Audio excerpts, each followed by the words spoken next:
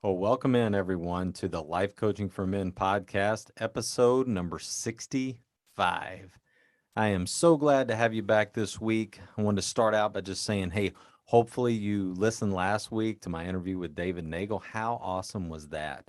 I mean, this guy is a influencer in this life coaching success business and has been doing it for a long, long time, and was just so honored to have him here. It was really a special time for me, and hopefully a special time for you, the viewer and listener. And I did say viewer because I recorded this last week for the first time on YouTube, and I'm doing it again this week. So I'm going to have this episode up on YouTube as well. So if you listen to the podcast on iTunes or Spotify or wherever you normally listen to it, you can also go and see me.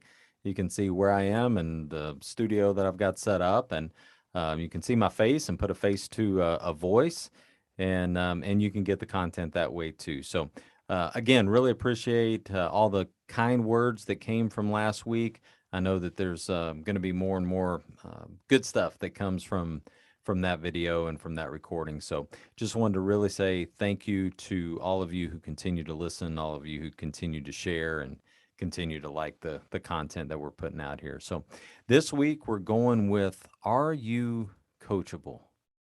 Are you a coachable person?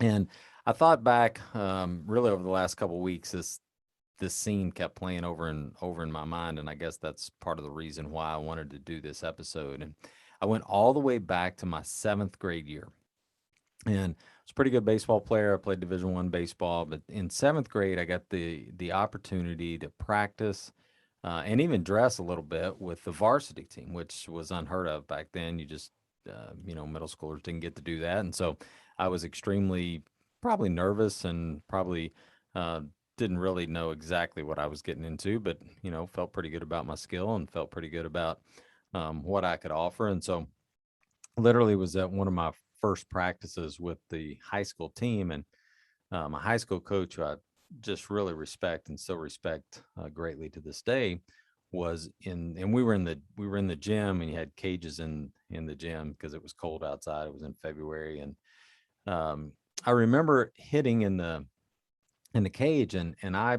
had always grown up with a kind of a closed stance. So if you watch baseball on TV, if you ever played, or if you played golf, a parallel stance or an even stance, your feet would be completely straight or parallel, and a closed stance, your front foot is just what it sounds. It's closed, so it's a little bit in front. Well, he didn't believe in that. He thought you could get to an inside pitch a little better if your front foot was parallel, was even, and so he had come by and he said, "Hey, kind of straighten those feet up, and so you can get to that inside pitch." I was okay. So he comes back by probably, I don't know, 5 or 6 minutes later. It's my second or third round in the cage, hitting. And he looked at me and he said, "I know you're a pretty good player, but are you coachable?" And of course, a 13-year-old kid, nervous as all get out, because this guy that I really respect is now asking me if I'm coachable, a question that I've never been asked in my life and have never been asked since. All the way through my collegiate days, I was never asked if I was coachable, because I felt like, and certainly showed up like, I always was coachable because I respected my coaches and always wanted to learn. And so my response was, yes, absolutely. And he said, well, then do what I've asked you to do. And I realized at the time my feet were back closed, they weren't parallel. And I wasn't doing it intentionally. Now, it looked like from the outside that I was, because my feet were closed and I wasn't doing what he asked me to do. But I had hit like that since the time I was swinging a bat, right? So since the time I was 5 or 6 years old till now 13, that's the way I hit. And subconsciously, my feet had just moved back and I was closed again. And so I had to learn, right? I had to learn how to get in the box. I had to learn how to hit. I had to learn how to swing with that parallel stance. And it was so interesting to me at the time, and now as I thought back on that, what an impression that made, because as I said earlier, never been asked that question again. And so I became so in tune with what my coaches were saying and my attention to detail, that I never wanted to be asked, "Hey, are you coachable? Hey, are you willing to listen to someone who's trying to help you? Are you willing to get better each day? Or do you just think you know it all?" Right? Do you think you know it all as a 13-year-old kid and you're just going to do it your way? And so as I thought about the content for this podcast, my question to you, the listener, and my question that I ask myself still daily is am I coachable? And are you coachable? And do you want to be coachable? And so what is it like? What does it mean to be coachable? Well, it means that you're willing to listen to someone that you trust, someone that you respect, someone that you think will add value to you, that you're willing to listen to them when they have a suggestion for you, right? That's really what it means. It's just that you're willing to listen. And so some questions that came up for me along the way for thinking about and researching this podcast were some that I wanted to relay back to you and really let you think this week if you are a coachable person. And I'm not necessarily meaning even from a life coaching standpoint, right? I mean, are you coachable in general? And we're going to talk some specifics here in just a minute. Certainly, I think everybody can benefit from a life coach because you want a life coach, not because you need one, but because you want one, because you want to up level in some area. But I want you to take some time this week and really question the concept of being coachable, because some of you right off the bat will be like, oh yeah, I'm coachable, absolutely, I'll listen to anybody's opinion. And some of you probably listen to too many people's opinion. You know how that is too, right? You're always seeking opinion because you can't make a decision. But this is a little different, right? This is, are you coachable in an area that you want to up level? So some questions to think about as you go through this week and think about, are you coachable, is one, are you self-aware? Like, are you aware enough of the challenges that you have in your life and the challenges that you're facing and the challenges that maybe you bring on yourself, that you go, you know what, I could use some help in this area. This is an area where I've struggled for years. This is an area where I want to up level. This is an area where it keeps coming up in relationship after relationship after relationship, or job after job after job, or whatever the circumstance may be. You notice that this continually comes up for you in your life, but you have to become self-aware. So many times people just blame others. They want to blame their upbringing. They want to blame the church. They want to blame their teacher. They want to blame their parents. They want to blame their kids. They want to blame their spouse or their significant other. So think about, first of all, is are you self-aware enough? And do you know what you want to be coached on? So many times people are like, I don't know, I don't need coaching on anything. Or it's just the opposite. I need coaching on everything. Well, there's probably truth somewhere in the middle, right? You want coaching in some area that you want to improve in, right? Maybe it's your relationships, maybe it's your health, maybe it's the way you just think and go through life, maybe it's your negative mindset, maybe it's that you're always feeling overwhelmed, maybe you always feel anxiety. But what do you really want to be coached on? And to think about that is really, it's what do you want to improve? Like, what do you want to get better at in your life, or what do you struggle with, right? And for me, especially working with clients, sometimes, especially as you get into coaching, or if you're self-aware, if you're already self-aware, it becomes, what is that thing that's kind of down in that subconscious that you've buried, that you don't want anybody else to know about? But it's like, we need, if we brought this to light, there would be so many areas in your life that would improve because you would feel such relief. And it's that thing that has just dinged your subconscious for years. It's that one area of your life that you kind of keep tucked away in a closet that you don't want anybody to know about. Sometimes that's the area that you need the coaching on, or you want the coaching on, because it's going to help you move forward. It's going to help you succeed in XYZ area. So what is your subconscious telling you is a great question. Just as you said, and you think about it this week, what is that thing that comes up? Most of the times our gut, that other sixth sense, if you will, your subconscious, whatever you want to kind of call it, you don't always want to admit it. You don't always want to be truthful with it. You certainly don't want to be truthful with yourself. And then you certainly don't want to talk to somebody else about it. But when you do, and when you bring it to light, and when you get it out there in the open, all of the sudden the magnitude of it just lessens, and it just gives you the ability to move a little more freely through life, and then you're able to work through that. You're able to get some tools that will help you manage whatever that is, make you lead yourself in a way that you've wanted to be able to lead yourself for many years, to show up for someone else the way you've wanted to show up, or to show up the way, for yourself, the way you wanted to show up. And sometimes you just need that person, to help you see that there is another way. And so that leads me into a couple things to just kind of think about for you as you're exploring this concept of being coachable. And the first is to be open to another way.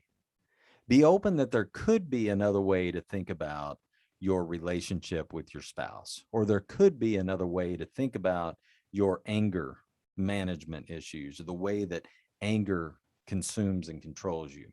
There could be a different way to think about your confidence and how you want to become more confident, but you've never been able to do that. But if someone could just help you and give you a couple tools that you could start implementing each and every day, hey, maybe there is a different way about this.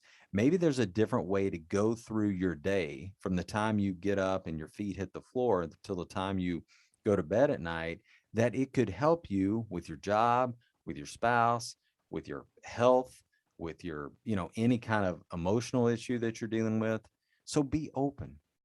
Allow yourself just to say, you know what, maybe there is another way. Maybe there is another way. Second, ask yourself, do you want to grow?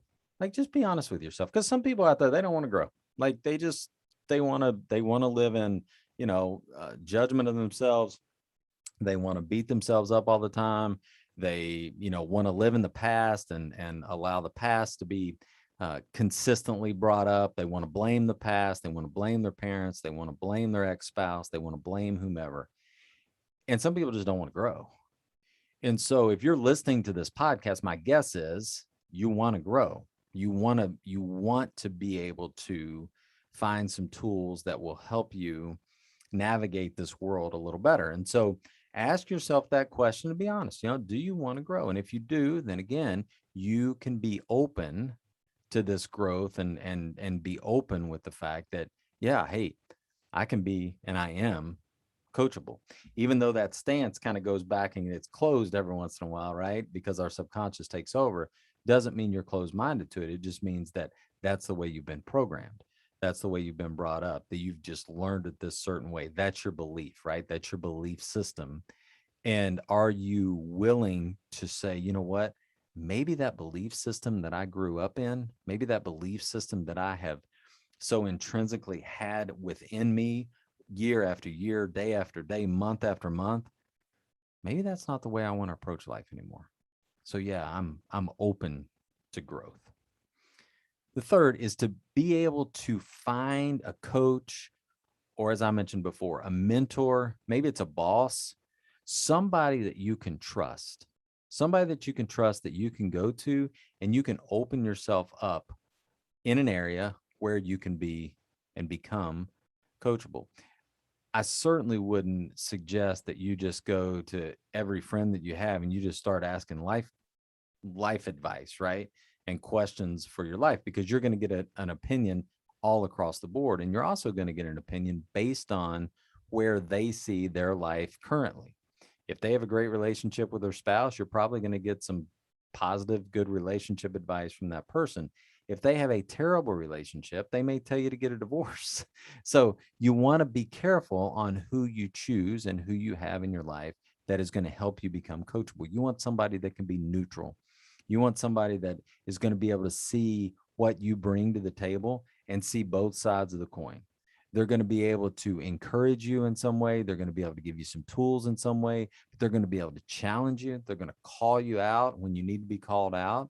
And they're going to be able to actually help you move forward. The last thing you want to do is just go and talk and talk and talk and talk and talk and never get any tools to be able to grow and learn and become that better, stronger, more encouraging person that you want to be. It goes back to the baseball analogy. If I'm not coachable, I'm never going to be the type of hitter that I could have possibly been, right? And if you've got kids right now, you're encouraging them probably in whatever sport it is, and you want them to practice, you want them to practice, you want them to practice, but you also want them to practice correctly. And so that's one of the things that you want to kind of think about with this is you want to be able to find that person that is going to help you. And if the coaches or different therapists or whoever you're going to, they're not always for everyone, right? Like I'm not for everyone. So you need to find someone that is going to click with you. And if you go to a life coach and you're not happy, don't be afraid to move on to another one. Don't be afraid to move on to another therapist. Don't be afraid to go to another mentor if you're not getting what you need from that mentor.